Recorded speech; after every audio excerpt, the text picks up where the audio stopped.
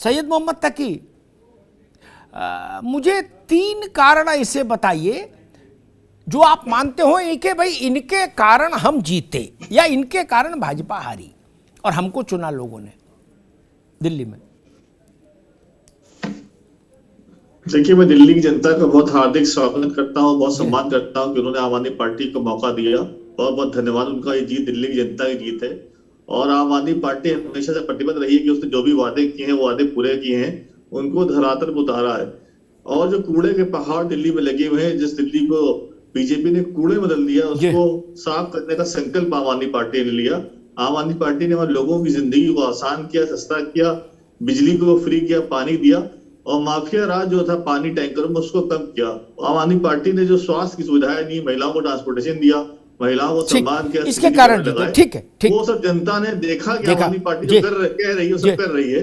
इसके कारण आम आदमी पार्टी को वहां लोगों ने चुना है और लाइक किया, पसंद किया। ठीक है विमल सिंह, भारतीय जनता पार्टी क्यों हारी? 3 कारण बताइए जो आपको लगता हो कि हाँ इसलिए हम हार गए, वरना जीत जाते दोबारा, चौथी बार। देखिए अमिताभ जी, भारतीय जनता पार्टी जो है, अगर 2020 का अगर हम तुलना करें विधानसभा का, तो भारतीय जनता पार्टी हारी नहीं है, भारतीय जनता पार्टी जीती है। भारतीय जनता पार्टी का जो वोट परसेंट था 2020 में वो 32% से थोड़ा सा अधिक था, लेकिन अगर अभी हम बात करें तो भारतीय जनता पार्टी को लोगों ने जो मैंडेट दिया है वोट परसेंटेज में, वो 39% के आसपास में भारतीय जनता पार्टी को लोगों ने मैंडेट दिया। रही बात, तो देखिए हार जीत का तो सिलसिला राजनीति में चलता रहता है और ये डेमोक्रेटिक कंट्री है, सबका जो है अधिकार है वोट करने का। लेकिन मैं कहना चाहता हूं कि जो हार जीत का आंकड़ा अगर अमिताभ जी मैं आपके सामने प्रस्तुत करूं, मेरे 3 लोग जो है जो मेरे बहुत करीबी थे, जो चुनाव हारे हैं, वो बहुत कम मार्जिन से चुनाव हारे हैं। कोई 100 वोटों से हारा है, कोई 150 वोटों से हारा, तो ये इसको हार नहीं कहते हैं। और राजनीति के सियासत में तो कहते हैं कि एक वोट से भी कोई पराजित हो जाता है तो उसको हार ही कहते हैं।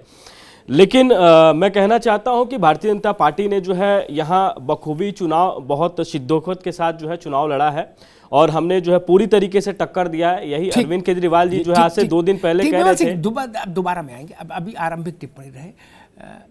अमित शाह जी ने एक बार कहा था कि भैया 1 वोट से हारो चाहे 1 लाख से हारो, हार मतलब हार, बाकी सब कहानी। वही बात मैं कहूँगा।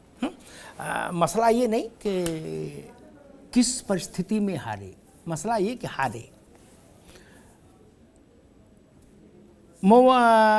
रफ़ी साहब, आपकी पार्टी का तो ताला ही बंद हो गया है, दफ्तर भी नहीं खुला। मेरे ख्याल से शाम को खोला हो तो खोला हो, लेकिन दोपहर तक मैं देख रहा था टीवी, तब तक तो आप लोगों ने दफ्तर ही नहीं खोला, ताला ही रहने दिया। बोले छोड़ो, कहाँ लाइट जलाओ, चाय मंगाओ, खर्चा करो।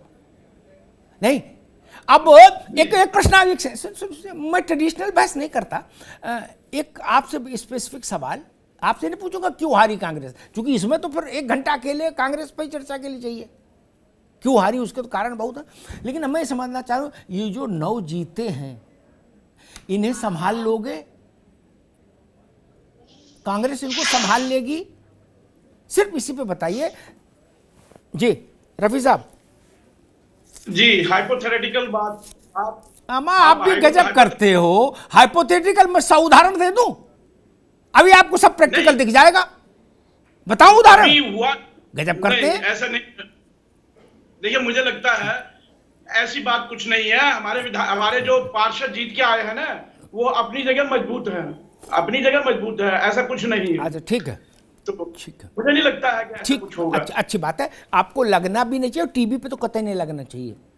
ये तो पार्षद हैं बेचारे, विधायक सांसद मजबूत नहीं रहे आपके, वो भाग गए, फिसल गए, जैसे साबुन की बट्टी गीली, हाथ से फिसल जाते हैं। आप कहाँ की बात कर रहे हैं? ना आप अभी नहीं, बाद में, अभी रुक जाइए। आपसे प्रश्न पूछा, उसका उत्तर आ गया। सबसे बड़ी खबर मालूम क्या है? सत्येंद्र जैन का वार्ड से कोई नहीं जीता, मनीष के यहाँ से हार गई 3 सीट आम आदमी, आदर्श गुप्ता के यहाँ बैंड बाजा बज गया, भाजपा का बर्बाद हो गए, वहाँ कुछ नहीं जीता, अध्यक्ष थे। ये सब छोटी चीज़ें, कांग्रेस का वो डब्बा गोल हो गया, सब आप छोटी हो गई। बड़ी मालूम क्या हो गई मिश्रा जी? भाई भाजपा भी गजब पार्टी है। आम आदमी पार्टी लड्डू खा के पानी नहीं पी पाई, अब वो नया मंत्र ले आई, बोली जीते कोई हारे कोई, उससे हमको मतलब नहीं, मेयर हमारा बनेगा। लो कर लो बात मिश्रा जी। अब तो सारा मामला ही फोकस ही चेंज हो गया। अब कौन पूछ रहा बुराड़ी से कौन जीता और सरोजनी नगर से कौन जीता? अब तो समस्या ये है कि अपने आदमी बचाओ, पार्षद बचाओ। मिश्रा जी क्या कह रहे? अमिताभ जी, जी एक लाइन का संस्कृत का 3 शब्द का है, मां कदापि त्याज, मतलब कभी भी हिम्मत मत हारो, नेवर गिव अप, मां कदापि त्याज। भाजपा की इस अदा का तो एकदम कायल सबको होना चाहिए। इलेक्शन कमीशन ने देखिए डिक्लेयर कर दिया कि हाँ भाई ये पार्टी जीत गई, लेकिन विकट से विकट परिस्थिति में भी क्या रास्ते हो सकते हैं अपने लक्ष्य को प्राप्त करने के लिए, ये सीखने की जरूरत है भाजपा से। इलेक्शन अभी पूरा रिजल्ट भी डिक्लेयर नहीं हुआ और भाजपा अगर ये बोल रही है कि भाई ये चीज तो हमारे हिसाब से ही होगी, तो आप समझ लीजिए कितने लेयर, मल्टी लेयर और कितने माइक्रो लेवल पे ये लोग चीजों को लेते हैं, इलेक्शंस को या राजनीति को लेते हैं। ठीक मिश्रा जी, अभी तो इसकी कोई बात ही नहीं हुई है। ठीक भाजपा चुनाव हार गई, उसकी एनालिसिस मैं दूसरे तरीके से करूंगा, लेकिन उनके इस आदत के लिए जरूर सैल्यूट करूंगा। ठीक नहीं, ये मसला सैल्यूट का नहीं है मिश्रा जी ना। आप चुनाव में सब कला आजमाओ, दम से लड़ो तो सैल्यूट है।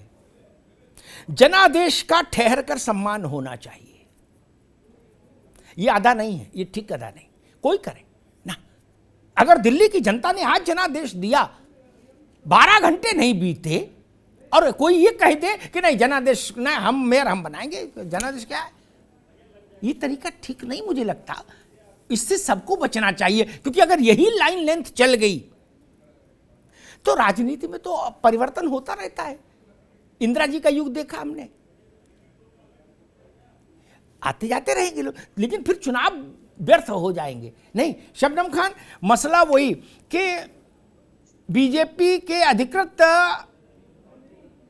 स्तर से कहा गया कि मेयर भाजपा का ही बनेगा।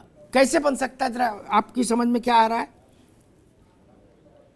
अमिताभ जी, सबसे पहले आपके माध्यम से जो जीते हुए प्रत्याशी हैं उन सबको ढेर सारी शुभकामनाएं, किसी भी पार्टी के हों, और जो हारे हैं उनको भी शुभकामनाएं, सभी दमखम से लड़े जी। ये तो भारतीय जनता पार्टी के प्रवक्ता ही बता सकते हैं कि उनका क्या स्ट्रैटेजी है कि मेयर उन्हीं का बनेगा। पर संवैधानिक तौर पर अगर कोई भी रास्ता होगा तो मुझे पता है कि भारतीय जनता पार्टी हर एक रास्ता तलाश करने के लिए तैयार रहती है। इसमें सैल्यूट करें या ना करें वो अलग इशू है, पर भारतीय जनता पार्टी हर रास्ता अपनाने के लिए तत्पर और तैयार है हर समय। अगर कोई भी संवैधानिक तरीका एक ऐसा है जिसमें किसी भी तरह से अपना मेयर बनाया जा सकता है, तो आप देखेंगे अभी कि किस तरह से भारतीय जनता पार्टी के किसी प्रत्याशी को आप और हम मेयर बनते देखेंगे। और अगर संवैधानिक कोई भी तरीका नहीं बचा होगा तो मुझे नहीं लगता भारतीय जनता पार्टी सरेंडर करके और कोई असंवैधानिक तरीका अपनाएगी। जो बात शबनम जी ने कही, अब मैं आऊँगा आम आदमी पार्टी और आप भाजपा के पास, अब वो मुख्य स्टेक होल्डर है, उनको जवाब सवाल होंगे। जो बात शबनम ने कही उसमें भी एक कमी है। मसला केवल संवैधानिक का नहीं है। मैं एक उदाहरण देता हूँ, समझ लीजिए शबनम जी। मान लीजिए कल हाउस कन्वीन हुआ, कल सत्र बुलाया गया, कल से मेरा मतलब कभी भी एमसीडी का सत्र आहूत हुआ, एलजी आहूत करेंगे, ठीक, रामलाल श्यामलाल की शपथ हो गई, ठीक, मेयर का चुनाव होगा, ठीक। उससे पहले एलजी ने 10 लोग नॉमिनेट कर दिए। आम आदमी वाले गांधी जी की मूर्ति के बाहर धरना देंगे कि 10 लोग वोट नहीं करेंगे, नॉमिनेटेड है। एलजी कहेंगे हम वोट करवा रहे हैं, आप कोर्ट चले जाओ। वोट हो गया, रिजल्ट आ गया, नमस्ते हो गई। उसके बाद हाई कोर्ट, सुप्रीम कोर्ट, अंतर्राष्ट्रीय कोर्ट, तब तक नया चुनाव आ जाता है। ये भी होता है ना, ये भी होता है, पर फिर भी ये भी होता है। तरीके से ही जा रहे हैं ना भारतीय जनता पार्टी। नहीं, आप समझ ही नहीं पाई बात, मेरी अभी समझ नहीं पाई। मसल संवैधानिक है कि नहीं, ये तो कोर्ट में, सुप्रीम कोर्ट में जाके तय होगा। तब तक तो एमसीडी की अगला चुनाव आ जाएगा, ये भी तो समझो। यानी कि अपना भारतीय जनता पार्टी ने जबरदस्ती तो कुर्सी पर नहीं बिठा दिया ना, वो चाहे कोर्ट के माध्यम से हो या किसी भी माध्यम से हो, बीजेपी अपने पैतृक खेल सकती है, उसमें कोई बुरी बात नहीं है। मुझे नहीं लगता राजनीति में कोई भी राज करने की जो नीति अपनाए, अगर बीजेपी उसमें महारत हासिल है, बीजेपी को, बीजेपी अगर इसमें महारथी है तो इसमें आम आदमी पार्टी और कांग्रेस को सोचने की जरूरत है, बीजेपी को सोचने की जरूरत नहीं है। ठीक भाई, आप कुछ कहना चाह रहे थे भैया? अता साहब, फिर मैं मोहम्मद तकी और विमल सिंह के पास जाऊंगा, बताइए क्या कहना चाह रहे हैं। इसीलिए मैंने कहा था आप अपने 9 पहले सहेजो, बाकी बातें बाद में होती रहेंगी। एल्डरमैन की नियुक्ति होती है तो नॉमिनेट होता है, वोट करने का अधिकार का, ये दुस्साहस है, ये लोकतंत्र की डकैती है। लोकतंत्र की अगर ऐसा करती है तो लोकतंत्र तो डकैती की रिपोर्ट लिखा दो थाने में भाई, रिपोर्ट लिखा दो, डकैती थोड़ी रुक जाएगी। ये इसे संविधान से जोड़ ले। संवैधानिक कहाँ? एल्डरमैन अगर वोट करता है तो संवैधानिक कहाँ है? देखिए, जीता है हारा है, हम हारे हैं, आम आदमी पार्टी जीती है, वो एक अलग बात है, अलग विषय है, हम हारे, लेकिन शुचिता ये होनी चाहिए जो जीती है उसे सत्ता दी जाए। ना शुचिता छोड़ दो, अभी रुकना होगा, ठीक है, अभी रुकिए मोहम्मद रफी, रुकिए।